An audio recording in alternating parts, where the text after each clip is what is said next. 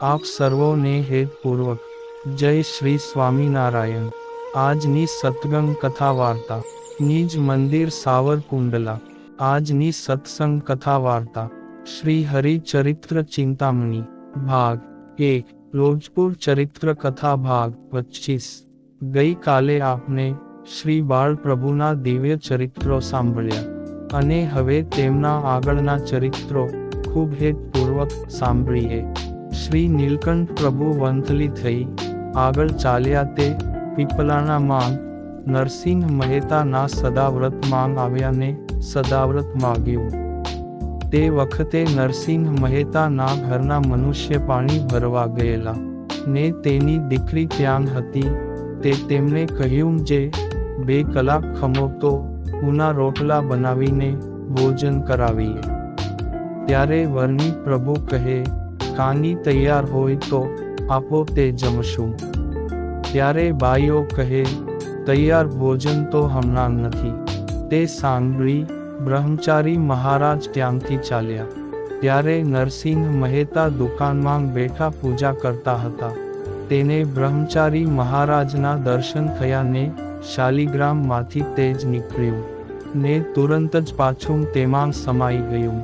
પછી નરસિંહ મહેતા ઘેર આવ્યા ને પૂછ્યું જે અહીં જે બ્રહ્મચારી આવ્યા હતા તેમને કની જમાડ્યું કે નહીં। ત્યારે તેના ઘરના મનુષ્યો બોલ્યા કે હું તો ઘેર ન હતી, છોકરીઓ હતી। ત્યારે તેની દીકરીઓ બોલી કે અમે તેને કહ્યું કે થોડીવાર ખમો તો ઉના રોટલા બનાવીને જમાડીએ। ત્યારે તેમણે કહ્યું તૈયાર હોય તો આપો એમ કહી ચાલી નીકળ્યા। ત્યારે નરસિંહ મહેતા કહે રાત્રિનું કાંઈ ખાવાનું નહોતું પડ્યું। ત્યારે તેઓ કહે જારનો ડુંગરો હતો। ત્યારે નરસિંહ મહેતા કહે તે જમાડવો તો ને। સવારના પોરમાં બ્રહ્મચારીને ભૂખ્યા કાઢ્યા એમ વાત કરે છે ત્યાં તેમનો દીકરો કલ્યાણજી આવ્યો। ત્યારે તેમને કહ્યું કે તું જટ દોડીને બ્રહ્મચારી મહારાજની પાછળ જા। ત્યારે કલ્યાણજી ગયો, પરંતુ મહારાજ તો ઓજત ગંગાના અર્ધો પહોંચ્યા હતા। ત્યાં કલ્યાણજી શેઠે આવી હાકલ મારી કે એ બ્રહ્મચારી મહારાજ ઊભા રહો, ઊભા રહો। ત્યારે બ્રહ્મચારી મહારાજ ઊભા રહ્યા। પછી ત્યાં આવીને કલ્યાણજીએ કહ્યું કે ચાલો જમવાનું તૈયાર છે। ત્યારે બ્રહ્મચારી પ્રભુ બોલ્યા કે હવે અમે પાછા નહીં આવીએ। ત્યારે કલ્યાણજી બોલ્યો તમે પાછા નહીં આવો તો હું પણ પાછો નહીં જાઉં, અને મારા પિતાજીએ તમને લઈને જ ઘરે આવવાનું કહ્યું છે। તે સાંભળી બ્રહ્મચારી મહારાજ તેમની ભેગા ગામમાં આવીને ઘેર ડેલીમાં ઓટલા ઉપર બેઠા। ત્યારે નરસિંહ મહેતા પણ ત્યાં જ બેઠા હતા। તે મહારાજને જોઈને બોલ્યા જે આ બ્રહ્મચારી આવી ગયા છે, જમવાનું લાવો। ત્યારે એક મોટી તાંસળીમાં જારનો ડુંગરો અને દૂધ આપ્યું। ત્યારે તે દૂધ ડુંગરામાં નાખી ચોળવા માંડ્યા। તેવામાં તો 5-7 બાઈઓ તથા પુરુષો આવી અને ફરતા મહારાજ પાસે બેઠા। તે વખતે નરસિંહ મહેતા બોલ્યા હે બ્રહ્મચારી મહારાજ, આ તમારા શરીરમાં નાડીયું કળાય છે તો ઘણું ઉગ્ર તપ કર્યું લાગે છે। તે ભગવાન મેળવવા કર્યું કે અમથું જ? ત્યારે બ્રહ્મચારી મહારાજ કહે ભગવાન પામવા માટે કર્યું। પછી નરસિંહ મહેતા બોલ્યા જે આમ તપ કરીને સુકાઈ જશો તોય પણ પ્રગટ ભગવાન મળશે નહીં, અને અહીં રામાનંદ સ્વામી પ્રગટ ભગવાન છે, તેના દર્શન કરો તો તમારું કલ્યાણ થશે। ત્યારે બ્રહ્મચારી પ્રભુ બોલ્યા એ રામાનંદ સ્વામી કોણ છે? ત્યારે નરસિંહ મહેતાએ કહ્યું એ તો અમારા ગુરુ છે, અને એના કહેવાથી જ અમે આ સદાવ્રત આપીએ છીએ। ત્યારે મહારાજ કહે બહુ સારું, અમે તેમને જરૂર મળશું। એ પ્રમાણે વાતો કરતા કરતા દૂધ અને ડુંગરો જમ્યા। વળી જમતા જમતા ડુંગરા માંગથી કૂંચો કાઢતા જાય અને ઉપરથી સારું સારું જમતા જાય। તે જોઈને સર્વે બાઈઓ બોલી કે દીઠામાં તો ભગવાન જેવા લાગે છે। પણ સ્વાદિયા બહુ દેખાય છે. પછી વરની પ્રભુ ચડો કર્યા ને જળપાન કરી ત્યાંથી ચાલી નીકળ્યા. પીપલાણાથી ચાલ્યા તે શ્રી નીલકંઠ વરની આખા ગામને માર્ગે ચાલ્યા. ત્યારે નરસિંહ મહેતા ઓજત નદી સુધી વળાવા ગયા. ત્યારે મહારાજે તેને સમાધિ કરાવી પોતાનું ધામ દેખાડ્યું. તેમાં પોતાની મૂર્તિ દેખાડી. પછી સમાધિમાંથી જાગી નરસિંહ મહેતા અત્યંત આશ્ચર્ય પામ્યા ને બોલ્યા, જે બ્રહ્મચારી તમે સાક્ષાત ભગવાન છો. અને રામાનંદ સ્વામી મળ્યા તે પહેલા હું ભગવાન મળે તે માટે જૂનાગઢ ગયો હતો ને ત્યાં ગિરનારમાં ઘણા વૈરાગી સાધુઓ જોયા, પણ ક્યાંને ભગવાન ન મળ્યા. તેથી મેં દેહ પાડવાનો ઉદ્યમ કર્યો. ત્યારે આકાશવાણીએ મને કહ્યું કે ઘરે જઈ ભગવત નામ સ્મરણ કરો, તેથી ઘેર બેઠા ભગવાન મળશે. તે વાત આજ સાચી થઈ તે તમે મને મળ્યા. આમ નરસિંહ મહેતાને પોતાના સ્વરૂપનો પાક્કો નિશ્ચય કરાવી ગામની બહાર આંબલી હતી ત્યાં 2 ઘડી બેઠા ને પછી મઢડે જેઠા મેરને ઘેર ગયા. ત્યારે તેમને આવકાર દઈ ઓસરી માંગ આસન આપી બેસાડ્યા અને વિપ્ર પાસે રસોઈ કરાવી બ્રહ્મચારી પ્રભુને ભાવથી જમાડ્યા. પછી રાત્રે બ્રહ્મચારી પ્રભુએ એકઠા થયેલા સૌ માણસોને ખૂબ જ ઉપદેશની વાતો કરી. પછી સૌ પોતપોતાના ઘેર ગયા. ત્યારે જેઠા મેર શ્રી બ્રહ્મચારી પ્રભુની મૂર્તિ સંભાળતા સૂઈ ગયા. પછી સવારે ઉઠી જેઠા મેરને જગાડ્યા ને જવા માટે રજા માગી. ત્યારે જેઠા મેરે ત્યાં રહેવાની ઘણી તાણ કરી, પણ નીલકંઠ પ્રભુ બોલ્યા, અમે પછી પાછા આવશું, પણ અત્યારે અમારે આગળ જવું છે. એમ કહીને ચાલ્યા તે માંગરોળ પધાર્યા. ત્યાં ગામના આથમને દરવાજે ડોસાની વાવમાં નહાયા. પછી કાંઠે એક પથ્થર પર બેસીને ધ્યાન કરતા હતા તે ટાણે ગામના એક ગોવર્ધન નામે શેઠ વાવ માંગ સ્નાન કરવા આવ્યા ને નીલકંઠ બ્રહ્મચારીને ધ્યાન કરતા જોયા. ત્યારે નીલકંઠ પ્રભુના દર્શન કરીને વિચાર કરતા હતા કે કોઈ મોટા તપસ્વી લાગે છે. તેવામાં શ્રી પ્રભુ ધ્યાનમાંથી જાગ્યા. ત્યારે ગોવર્ધનભાઈ ને જોયા. પછી તેમણે બ્રહ્મચારી પ્રભુને પૂછ્યું કે કાનિક જમશો? તો ચાલો મહારાજ, મારે ઘરે જમવાનું તૈયાર છે. ત્યારે નીલકંઠ પ્રભુ બોલ્યા, અમે ગામમાં ક્યાંને જતા નથી ને તમારે જમાડવું હોય તો સીધું સામાન અહીં જ લઈ આવો. તે સાંભળી ગોવર્ધનભાઈ ઘેર ગયા ને પોતાના ફઈની કારજનો વધેલો પકવાન તેની સાથે ગાંઠિયા લીધા ને વાવને કાંઠે આવીને બ્રહ્મચારી મહારાજને આપ્યા. ત્યારે બ્રહ્મચારી મહારાજ બોલ્યા, અમે આ પકવાન નહીં જમીએ, પણ ગાંઠિયા જમશું. ત્યારે ગોવર્ધનભાઈ કહે, ઠીક છે બ્રહ્મચારી મહારાજ, તમારે જે જમવું હોય તે જમો. પછી નીલકંઠ બ્રહ્મચારી પાસેથી કઠારી લઈ વાવમાંથી પાણી ગાળીને ભરી આવ્યા. ત્યારે મહારાજ અડધા શેર જેટલા ગાંઠિયા જમી રહ્યા. પછી હાથ ધોઈને જળપાન કર્યા. પછી ગોવર્ધનભાઈ ને બ્રહ્મચારી પ્રભુને જોઈ સંકલ્પ થવા માંડ્યા કે આ બ્રહ્મચારી કોઈ સામાન્ય નથી લાગતા. ત્યારે નીલકંઠ બ્રહ્મચારીએ તેમને પૂછ્યું કે શેઠ, મનમાં કંઈ સંકલ્પ થાય છે? ત્યારે તે કહે, મારા ફૈબા મરીને ક્યાં ગયા હશે.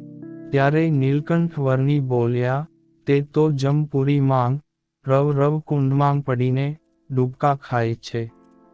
ત્યારે ગોવર્ધન શેઠ બોલ્યા કે તે ડોશી તો રામાનંદ સ્વામીના પરમ ભક્ત હતા, તે યમપુરી માંગ કેમ ગયા? ત્યારે નીલકંઠ બ્રહ્મચારીએ કહ્યું, એક વખત રામાનંદ સ્વામીએ તેમને સોનાના 2 પાસલા સાચવવા માટે આપેલા હતા ને થોડા સમય પછી ગામડા ફરીને પાછા આવ્યા. ત્યારે માગ્યા તો ડોશીએ કહ્યું કે તમે મને કોઈ સોનાના પાસલા આપ્યા નથી અને હું તે જાણતી પણ નથી. ત્યારે રામાનંદ સ્વામી કહે કે ડોશી, તું જૂઠું બોલે છે તો મરીને જમપુરીમાં પડી નરક ભોગવીશ. તે સાંભળી ગોવર્ધન શેઠ બોલ્યા, હે બ્રહ્મચારી પ્રભુ, હું તે કેમ માનું? ત્યારે નીલકંઠ વર્ણીએ તેમને સમાધિ કરાવીને જમપુરી માંગ મોકલ્યા, ને ત્યાં જઈને જોયું તો તેની ફૈબા નરકકુંડમાં હેરાન થતી હતી. ને તે ડોશીનું ધ્યાન ગોવર્ધન તરફ ગયું ત્યારે તેણે સાદ પાડ્યો કે, હે બેટા ગોવર્ધન, મને બચાવ. ત્યારે ગોવર્ધન શેઠે નીલકંઠ બ્રહ્મચારીને યાદ કર્યા. ત્યારે ત્યાં ભગવાનના 2 પાર્ષદ આવ્યા ને ડોશીના જીવને લઈ બદ્રિકાશ્રમમાં મૂકવા ગયા. પછી ગોવર્ધનભાઈ સમાધિ માંગથી જાગ્યા ને નીલકંઠ પ્રભુને પ્રણામ કરી પોતાને ઘેર ગયા. ને બ્રહ્મચારી પ્રભુ ત્યાં રાત રહ્યા. પછી સવારે ઉઠી વાવમાં સ્નાન કરી આગળ ચાલ્યા તે લોજપુર ગામે પધાર્યા. ત્યાં ગામના ઝાપે એક વાવ હતી. તેના કાંઠે જઈને બેઠા ને ધ્યાન કરવા લાગ્યા. ત્યારે ગામની સ્ત્રીઓ પાણી ભરવા આવી ને તેમને આ બટુક બ્રહ્મચારીને જોયા. ત્યારે તેમના મુખારવિંદ માંગથી તેજના કિરણો નીકળતા જોઈ ખૂબ જ નવાઈ પામીને અંદરો અંદર વાતો કરવા લાગી કે આ બ્રહ્મચારી તો કેવા ચમત્કારી દેખાય છે, અને આટલી નાની ઉંમરે તેણે ગૃહનું ત્યાગ કેમ કર્યો હશે, કે પછી ઘરેથી તેમને કાઢી મૂક્યા હશે. આમ જુદી જુદી વાતો કરતી કરતી પાણી ભરીને ગામમાં ચાલી ગઈ. પછી સુખાનંદ સ્વામી નામે એક સાધુ વાવે પાણી ભરવા આવ્યા. તેમણે બ્રહ્મચારીને જોયા તે ખૂબ જ આકર્ષણ થયું. એટલે તેમની પાસે જઈને પૂછ્યું કે તમે કોણ છો, ક્યાંથી આવો છો? ત્યારે નીલકંઠ બ્રહ્મચારી બોલ્યા કે સાધુને વળી નાત જાતને મા બાપ કહેવા, ને અમારે મન તો શ્રીકૃષ્ણ ભગવાન એ જ અમારા માતા પિતા અને ગુરુ છે. ત્યારે સુખાનંદ સ્વામી બોલ્યા, તમે કહો તે વાત સાચી છે, પણ આ તો વ્યવહારની રીતે મેં તમને પૂછ્યું. ત્યારે નીલકંઠ બ્રહ્મચારી બોલ્યા કે તમે કોણ છો? ત્યારે સુખાનંદ સ્વામી એ પોતાનો પરિચય આપતા કહ્યું કે અમે સદ્ગુરુ રામાનંદ સ્વામીના શિષ્ય છીએ, ને અહીં તેમના આશ્રમમાં 40 સાધુઓ સાથે રહીએ છીએ, ને હાલ અમારા ગુરુ રામાનંદ સ્વામી ભુજનગરમાં છે, અને અહીં મુક્તાનંદ સ્વામી મોટેરા ગુરુભાઈ છે, અને તેઓ રામાયણની કથા ખૂબ જ સરસ કરે છે, તે આપ પણ સાંભળવા આવજો. ત્યારે નીલકંઠ બ્રહ્મચારી બોલ્યા, અમે કની ગામમાં જતા નથી, કારણ કે અમને વનમાં રહેવું ખૂબ જ ગમે છે. પછી સુખાનંદ સ્વામી પાણી ભરીને આશ્રમમાં જઈ મુક્તાનંદ સ્વામીને બધી વાત કરી. ત્યારે તેમને કહ્યું કે તમે જઈ એ બ્રહ્મચારીને અહીં આશ્રમમાં તેડી લાવો. ત્યારે સુખાનંદ સ્વામી વાવને કાંઠે બ્રહ્મચારી પાસે આવ્યા અને તેમને વિનંતી કરી કે અમારા ગુરુભાઈ મુક્તાનંદ સ્વામીએ તમને આશ્રમમાં પધારવા કહ્યું છે, અને જો તમે કહો તો તેમને અહીં તેડી લાવું, પરંતુ તેમના પગે વાળાનો રોગ થયો છે, તેથી તેમને ચાલવાની તકલીફ છે. તેમ છતાં આપનો આગ્રહ હશે તો તે અહીં જરૂર આવશે. તે સાંભળી નીલકંઠ પ્રભુ સુખાનંદ સ્વામી સાથે આશ્રમમાં પધાર્યા, ને ઓસરીની કોરે કામળી પાથરી દીધી. ત્યારે બ્રહ્મચારી પ્રભુ બોલ્યા કે સાધુરામ, ब्रह्माजी ए 50 करोड़ योजन की चटाई बिछाई है, तो कामड़ी का क्या काम है? एम कही नीचे बेसी गया.